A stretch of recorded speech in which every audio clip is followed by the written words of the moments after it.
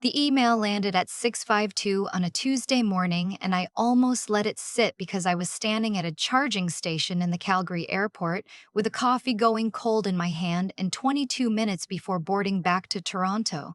The sender was my mother. The subject line said, "Don't rush home. Start fresh." I figured it was another note about the furnace filter or the recycling schedule or one of the small, sharp grievances she'd been mailing into my inbox since the year I'd been foolish enough to hand her a key. So I opened it the way you open a bill. And then I read it standing very still while a family beside me argued about gate numbers, and I felt the strangest thing move through my chest. Not panic. Not even surprise, really. Something closer to the quiet click of a lock finally turning the way you'd oiled it to turn. She and my brother had made a decision, she wrote. They'd cleared the house. The furniture, the electronics, the good dishes, the cedar blanket box my grandmother carried over from Trois Rivières, packed a rented cube van, and driven west to Kelowna, where my brother had found them a place on the lake. Your money's been handled, the last line said. You were always happier on your own anyway. I read it twice. Then I read it a third time, slower, the way I read claims files at work when I already know what I'm going to find and just need the page to confirm it. And then I did something I'm not proud of and not ashamed of either. I smiled. Because I'd spent 5 months getting ready for a morning that I prayed wouldn't come, and the email in my hand was proof that the praying had been the only part that didn't matter. My name is Naomi Cardell. I'm 31. For the last 7 years, I've worked as a fraud investigator for one of the big insurers out of an office tower in downtown Toronto, which is a long way of saying that people pay me to notice the exact moment a number stops telling the truth. I read patterns. I keep records the way other people keep promises, carefully, in order, and I never throw the originals away. My mother and my brother knew what I did for a living. They just never once believed it applied to them. Let me go back, because the email is the end of the thing, not the start. My father died 26 months before that Tuesday. Heart in the night, no warning. The kind of death that doesn't give the people who love you any runway. He was 66 and still doing the books for 2 small shops in our old neighborhood out of a habit he couldn't break. He left behind a paid-off Corolla, a modest life insurance policy, and a family shaped like a seesaw that I'd been sitting on the heavy end of my whole life without quite admitting it. My brother is 4 years younger than me, and he was the one everything orbited.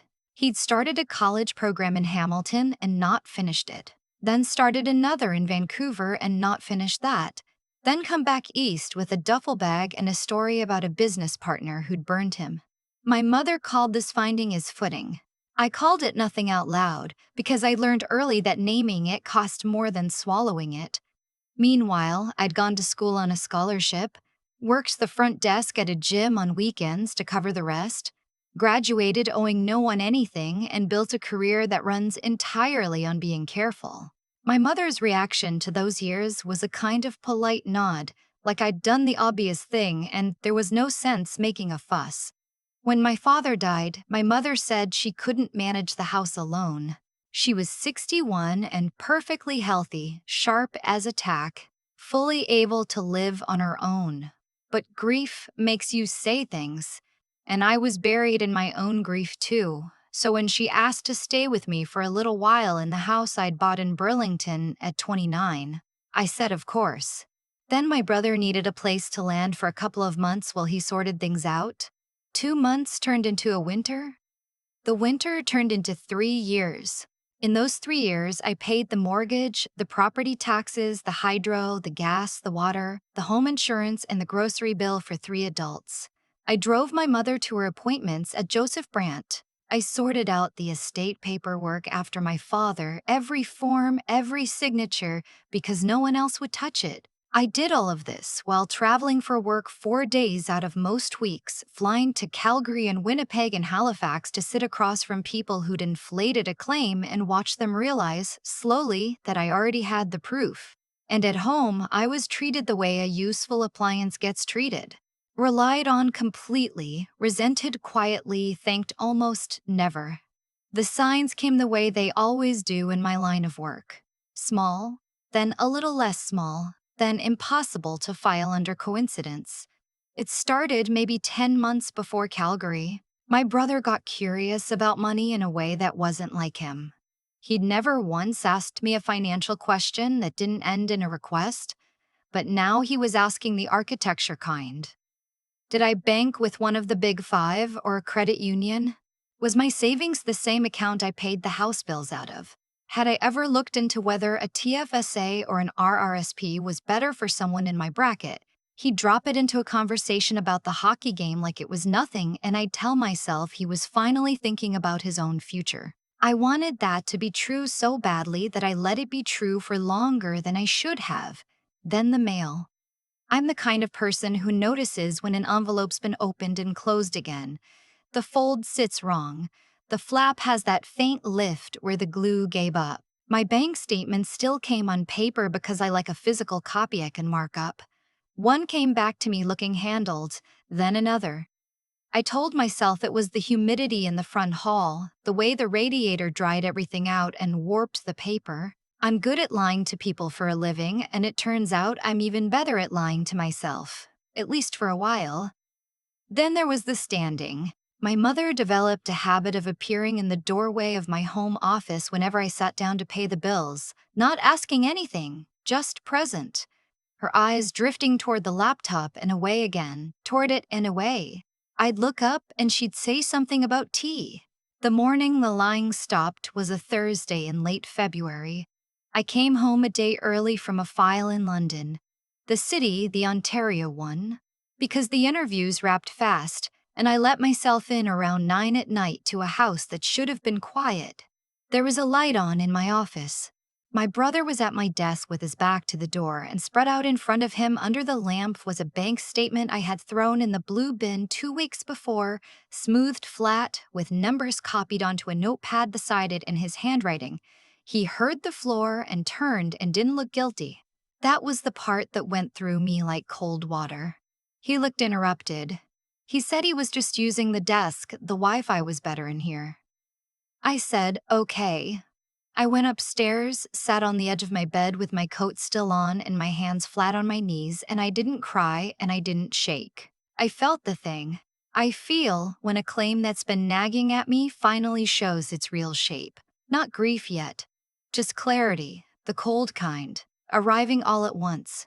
I called my lawyer that same night. His name is Owen Caldwell, and he'd handled the conveyancing when I bought the house and a contract dispute the year after, so he knew me and knew I didn't rattle easily. He's in his 50s, used to do banking litigation before he went out on his own, and he has this unhurried way of talking that makes a fire feel like a thing with a known number of exits. I told him what I'd seen. He was quiet for a beat. Then he asked how much of my full financial picture they had access to. I said I honestly wasn't sure anymore, which scared me more than any single fact would have. He said, then we start tomorrow morning, not next week. And we did. Owen brought in a forensic accountant named Priya Sandhu, 15-odd years tracing money for divorces and corporate fraud and the occasional thing that ends up in front of the OPP. She went through my accounts inside of a week and came back with a memo I still have. There'd been activity going back about 7 months. Small withdrawals at odd intervals, e-transfers of $200 and $300, all from the household account my mother had limited signing authority on for groceries and bills. Nothing big enough on its own to trip an alert. Just steady. Just patient. Whoever was doing it understood that the trick to taking money from someone who watches money for a living is to take it the way water takes a riverbank. So I built. Quietly, over 5 months, the way you'd build a case you intend to win, the bulk of my savings. The real money, the RRSP, the TFSA, the emergency fund my father had drilled into me since I was 19, got moved out of every account my mother believed was the center of my life and into new ones at a different institution that no one in that house knew existed. What I left behind in the old visible accounts was a holding balance, real money but arranged so that any unauthorized transfer over a certain size would do 2 things at once: clear into a review queue instead of out the door, and leave a paper trail that crossed provincial lines. Because the new institution routed through a branch out west, Owen wanted the trail to cross a line on a map. Lines on maps bring in different people. I photographed everything of value in the house. Serial numbers, receipts where I had them, the appraisal on my grandmother's ring, the make and model of the television my brother had started taking a suspicious interest in. 3 pieces I thought were most likely to walk: the ring, a watch of my father's, a small antique clock. I quietly swapped for insured replicas after Priya confirmed from the browsing history on the household tablet that someone had been pricing them out at a pawn place in Hamilton. They used that tablet constantly. It never crossed their minds that I'd kept it synced to an account I could see. I upgraded the security cameras to a system that backed up to a private cloud none of them knew about: full coverage of the front door, the front hall, the driveway, the living room. I pulled my mother off the household account entirely and replaced her access with a prepaid card capped at $200 with real-time alerts to my phone. And I told her it was a security thing the bank had recommended after a fraud scare, which was true enough that she didn't argue. And then I did the hardest part, which was nothing. I waited. The Calgary trip got scheduled for early November. I mentioned it at dinner about 10 days out, the way you'd mention any trip, and I watched. My brother nodded too fast and got up to put his plate in the sink. My mother asked which day I was flying out, then asked again 2 days later, then asked a third time and pretended she'd forgotten. Both of them were running slightly hot in a way I doubt anyone who hadn't been watching for the better part of a year would have caught. I almost called the whole thing off twice. The night before I left, I stood in the kitchen with my hand on the counter and thought about canceling, telling them I knew, ending it clean. But you can't charge a thing that hasn't happened yet, and a part of me, the part I don't love but won't pretend isn't there, needed to see how far they'd actually go. I flew out Monday. By Tuesday morning, while I was standing at that charging station in the Calgary airport, the email came. I gave myself 40 seconds. I let my hands be cold and I let something climb up the back of my throat, and I did not make a sound in an airport because I have a rule about where I'm willing to come apart, and an airport gate is not on the list. Then I forwarded the email to Owen. Then I called the fraud line at the bank and asked for Carol Tran, the specialist Owen had set up a relationship with months earlier, specifically so that I wouldn't be explaining this from scratch to a stranger at the worst possible moment. Then I opened my laptop and pulled up the camera archive. The cube van had backed into my driveway at 8:40 that morning. The clip ran 14 minutes. I watched my house come out the front door in pieces, the couch, the framed print from the gallery in Ottawa, my grandmother's cedar box, the record player my father and I had taken apart and rebuilt one Christmas when I was 17, and it had hummed when we plugged it back in and he'd looked at me like I'd hung the moon. At one point, the audio caught my brother's voice clear as anything, telling someone off screen to grab the things that'll sell first, leave the books. I closed the laptop. I picked up my coffee. I walked into a boardroom on the 4th floor of an office building in Calgary, and I did my job, because that was the one thing in the world they hadn't loaded into the van, and I wasn't about to hand it to them too. By that evening, Owen had moved. He'd filed reports with Halton Regional Police's property crime unit and with the bank's fraud team, and because the funds my mother thought she'd transferred had crossed institutions and provincial lines, the file caught a federal hook as well. Carol Tran called me back inside of 2 hours to tell me the account had been frozen pending investigation, and the transfer my mother believed she'd completed was sitting in a review queue, untouched, with a timestamp attached to every keystroke. And Owen had done one more thing I hadn't even thought of. He'd contacted the property management company in Kelowna, whose booking confirmation my mother had, at some earlier point and without realizing it, forwarded to the old family email chain that I still had read access to.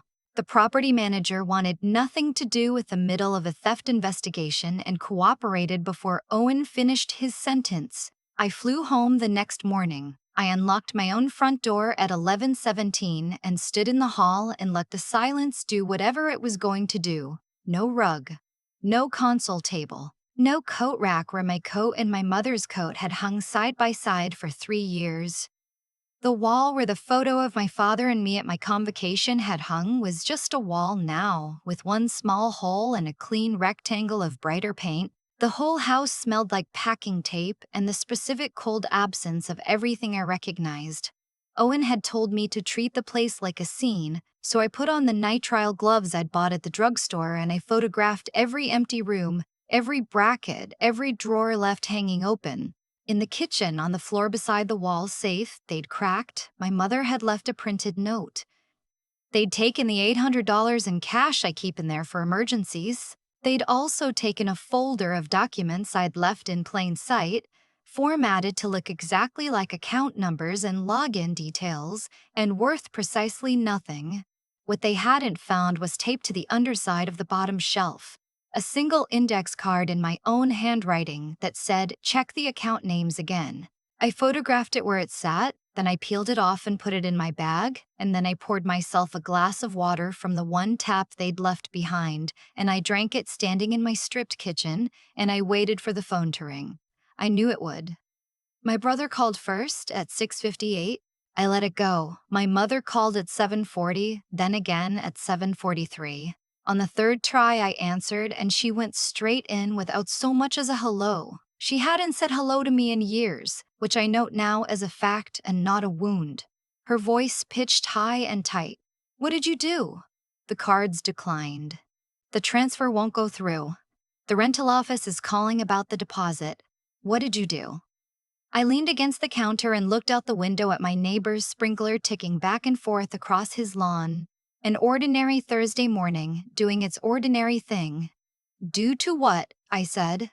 "The accounts," she said. "Which accounts? Don't be smart with me. Our accounts." "They were never our accounts," I said.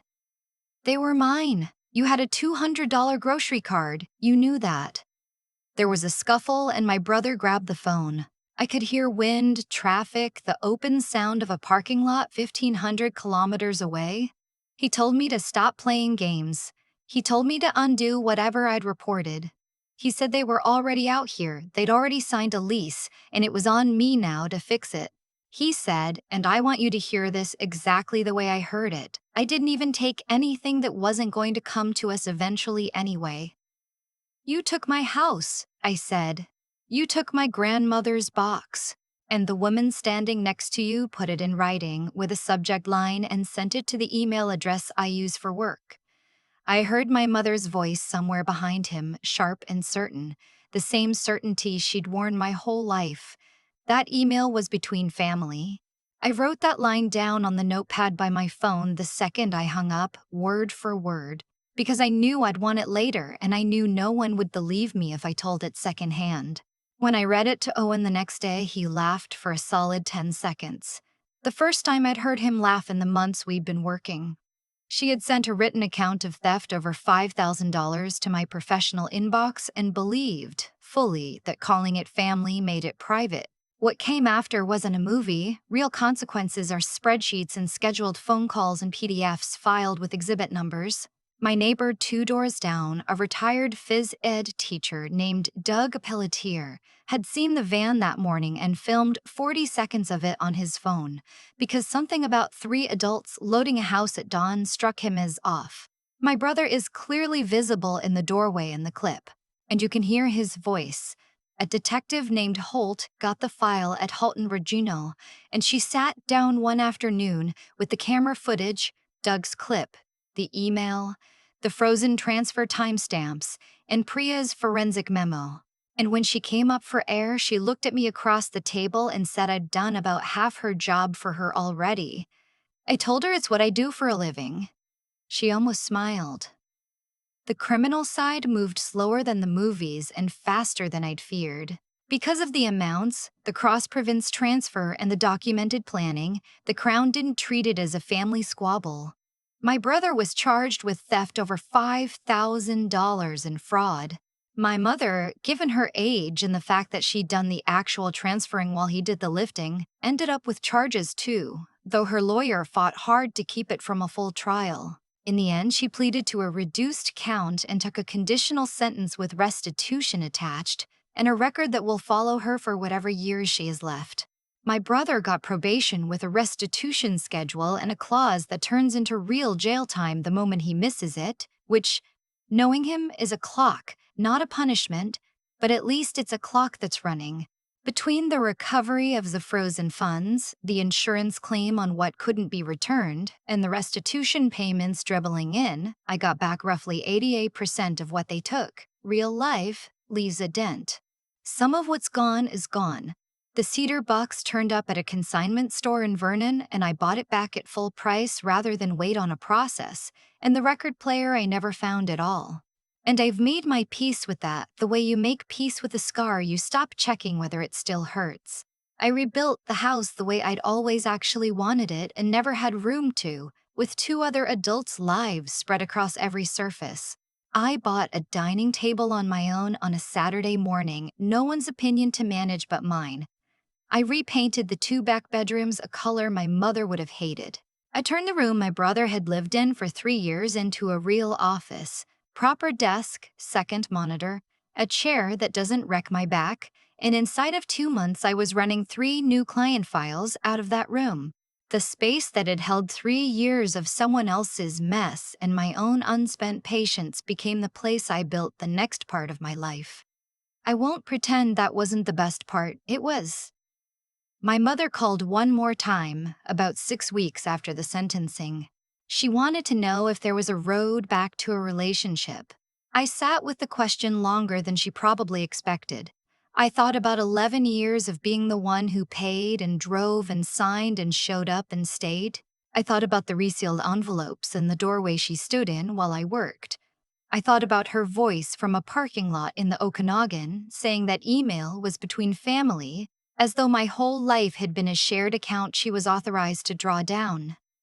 I don't know, I said. Not right now. She hung up before I could. Here's the one thing I'll say to you directly because I know how this story sounds from the outside and I know what they tell people who ask. They say I set a trap. That word is how someone who got caught prefers to describe the floor they fell through. I didn't set a trap.